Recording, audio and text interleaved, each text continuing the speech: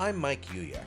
I love to try new things, and I've had culinary adventures all around the world, as well as right at home. I've had really wonderful food, as well as some really horrible food. I'd like to share some of my adventures with you, and we'll see if I have what it takes to fix whatever goes wrong. This is Recipe Redemption.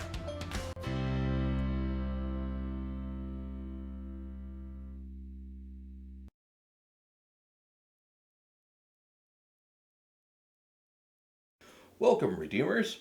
To give you more bang for your buck, I'm doing a Recipe Redemption twofer, and because the very topic requires redemption. Celery. You know, I work hard for my celery. Seriously though, celery has long been a supporting ingredient and rarely a leading player because, well, it's celery. It's pretty bland, and no matter what you do with it, unless you slather a lot of peanut butter or, spray cheese, it's just not going to lend its subtle green flavor to whatever you put it in.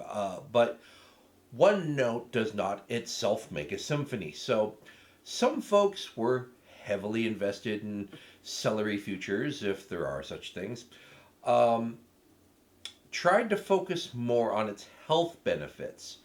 It's not calorically dense, so you can eat a whole lot of celery and not worry about counting calories, almost not at all. And per unit weight, you've got a lot of fiber, which is good for your digestive health. That idea led to advertisements like this.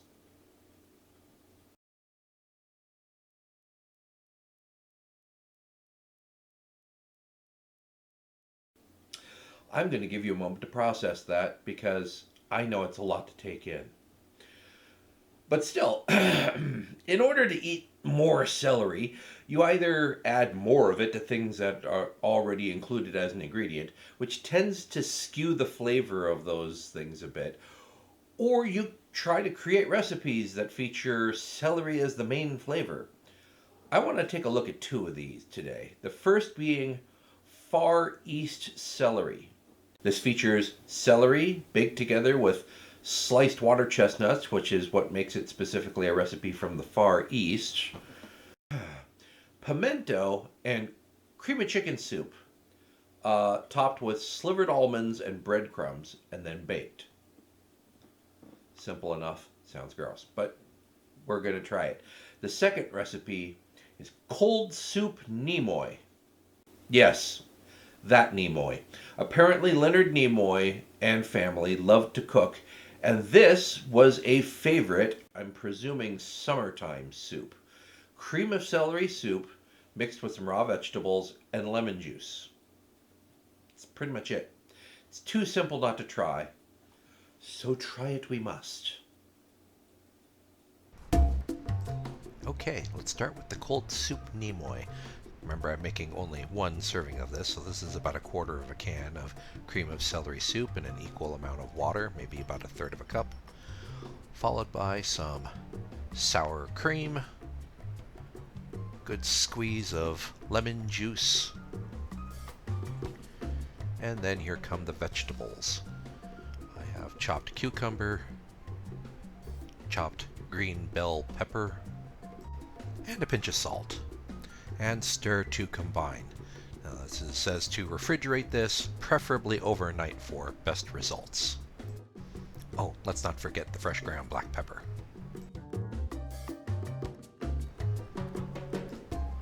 Now on to the Far East Celery. In an oven-proof ramekin, I have celery, some sliced water chestnuts, yes, I got the pre-sliced stuff in a can, some pimento, some cream of chicken soup. My calculations say it's supposed to be a sixth of a can, so yeah, it's probably a bit much, but whatever. Stir it together, top with slivered almonds, and some breadcrumbs. Throw this in the 350-degree oven for 35 minutes. Well, here we are. It's lunchtime, and we have come prepared with Far East Celery, doubtful, and a nice refreshing cold soup Nimoy. Not exactly tiltable, so hopefully you can see that without me pouring it onto the table. Really jiggly. I don't really know which one to start on first, but in the interests of a good hot meal, I'm going to try the Far East Celery first. Let's get a little more of that gravy in there.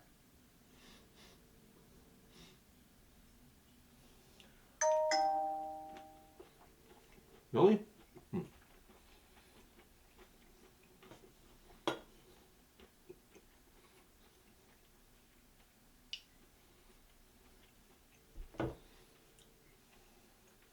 That is super bland.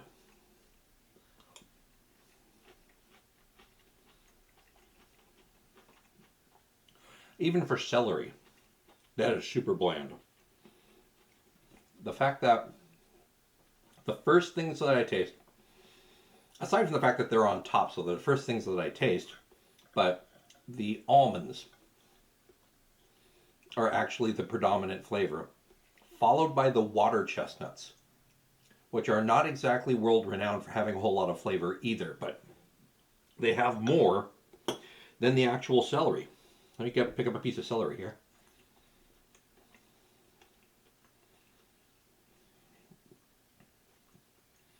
Very, very, very little bit of celery flavor.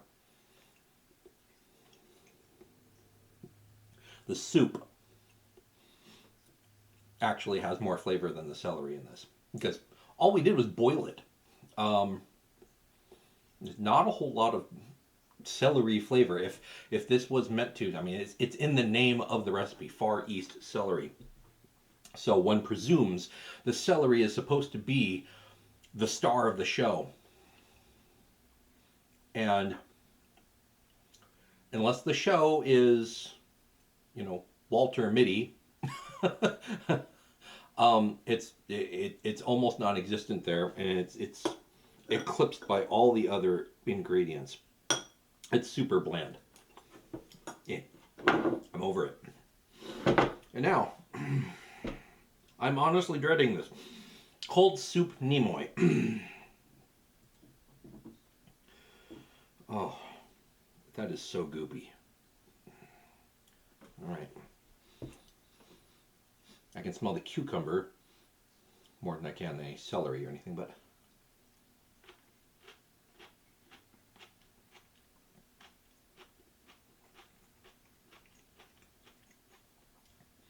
again, the other ingredients eclipse it. The cream of celery soup is there, but because you've thrown in that fresh, raw cucumber and green pepper,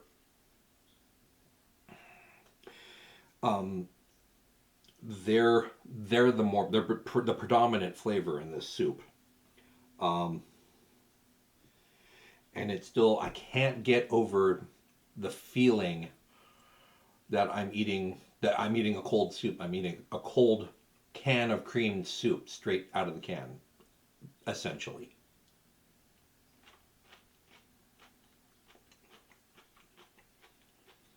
Sour cream adds a little bit. The lemon juice isn't as noticeable, but I think the acidity does kind of amp up the green flavors of the vegetables, and the fact that you've added all green vegetables to this too.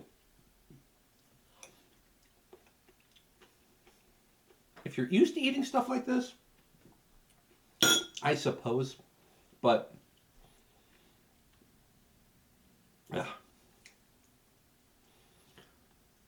it is most illogical. I think we can do better. If you're going to have cream of celery soup, have cream of celery soup. But make cream of celery soup from scratch. You don't have to get it out of a can. I think the actual celery flavor will be better. You want celery as a side dish? Great. Have it as a side dish, but make sure that it uh, tastes like celery. You actually notice that there's celery in it, at least. And preferably, make the celery the star of the show and try to accentuate the actual flavor of the celery. We can do better than this. Um, let's get cooking. I don't want any more of this. First, a plain and basic cream of celery soup starts off with melting some butter and sweating some onion and some diced celery in this, and continue stirring over medium heat until they just become kind of translucent and just start to color. And you're going to want to, of course, season with salt, freshly ground black pepper. Once your onion and celery is softened and translucent, add about a quarter cup of flour to this to make a roux. Stir that in, make sure you don't have any lumps. And once that flour is well incorporated, slowly start adding in some chicken stock. I have about a quart here. Stir it, make sure to scrape up any little bits that might be stuck on the bottom.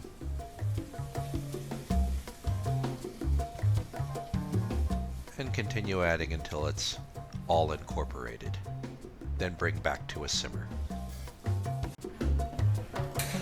Once it's had a chance to cook for about 5 minutes, use an immersion blender to puree until smooth, and then add about a cup and a half of half and half, or cream if you prefer. Now, side dishes. Into some melted butter, I'm going to throw some toasted hazelnuts that I just put in the oven for about 20 minutes. Plus some cayenne pepper, pinch of salt, and toss to combine. Make sure that those hazelnuts are good and coated with the butter. And now a demonstration of what happens when you allow yourself to get distracted while cooking. Stuff burns a little bit. It's still salvageable, it's just going to be a little toastier than I wanted, but I turned the heat off and just use the residual heat in the pan to heat this quarter cup of maple syrup. And as the moisture boils off, it's going to caramelize and coat the outside of the hazelnuts. And now to start our first salad. It's going to be a tabbouleh, so that starts off with flat leaf parsley that I should have chopped a little bit more. And because it's what I had, I'm using quinoa as the grain. Typically you would use like bulgur wheat. Now the quinoa was cooked with chicken broth and some za'atar, which is going to give this a nice sort of Middle Eastern flavor, to which I am adding some sliced green onions and some dressing that I made with lemon juice and olive oil. And oh yes, this is a celery recipe, so let's not forget the diced celery. And I'm stirring this to combine.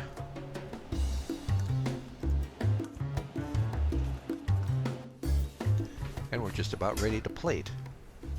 First, a pile of my za'atar infused celery based tabbouleh onto the plate. Top that with crumbled feta cheese, some of your spicy maple glazed hazelnuts, and a dollop of Greek yogurt. The other salad can simply be assembled. We have some celery stalks that have been sliced on the bias, some chopped dates that are really sticky,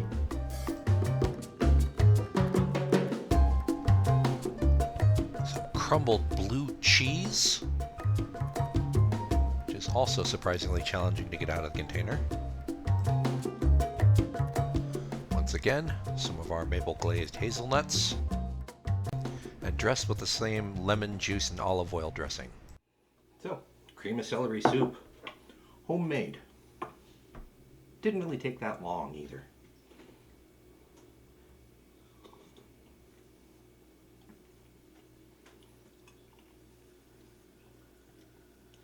It's not bad.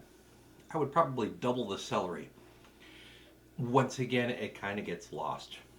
Um, the chickeny flavor of the,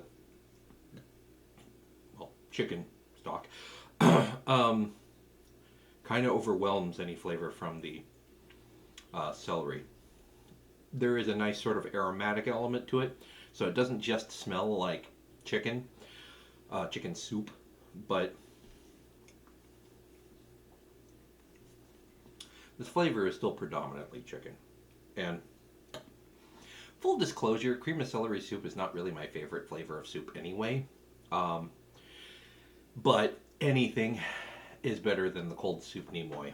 That was really disconcerting, and especially if you're the type of person who is sensitive to textures, things that are kind of soupy, goopy, slimy, or gelatinous. Cold soup Nimoy is not for you. So this is definitely much better than that. But it's not great, in my opinion. Again, the proportions that I had in this recipe, mind you, scaled down because this had me have this actually said to use 3 pounds of celery, and I didn't want to do that because I didn't want to make 2 gallons of soup. But even so, the proportion based on the proportions, I could probably double the celery and have it more celery forward. Now, let's talk about the salads. That tabbouleh, I should have chopped the parsley a lot finer. The quinoa was fine. Honestly, the grain that you use contributes a little, but it's not everything. So it was fine that I used the quinoa. If you want a more traditional tabbouleh, you would use something like bulgur wheat. Same process though. Warm water, or boiling water, I should say, over the bulgur wheat mixed with za'atar. Let it sit for about an hour. Done. I would probably salt the water, or salt the mixture one way or the other. The actual the quinoa in this case came out kind of bland, so I didn't really taste the za'atar, and at the same time it just didn't have any sort of a zing to it until you added everything else. It was tasty enough. Hush. The celery flavor didn't really come forward. I'm not really sure that there is a recipe out there that really, really celebrates celery as a flavor. The only thing that really kind of punches up that celery flavor and is good is the Celery Tonic that Alton Brown made on one of his shows. It was a show about celery, actually. That really had a strong celery flavor because it was celery seed that you soaked in a simple syrup, and I think you mixed it with tonic water. So that really tasted like celery and tasted good. But that's pretty much it. Everything else. The other salad actually tasted better. Chris actually really liked it. I served both of those for dinner tonight. The dates and the hazelnut and the blue cheese that we put onto it, it all contributed to, and then the dressing, it was contributed to the flavors. Again, the celery is so subtle. It's so light in flavor that it just sort of, I keep saying green, but that's really the flavor of celery. It just tastes green. It gave everything a sort of green tint, if you will.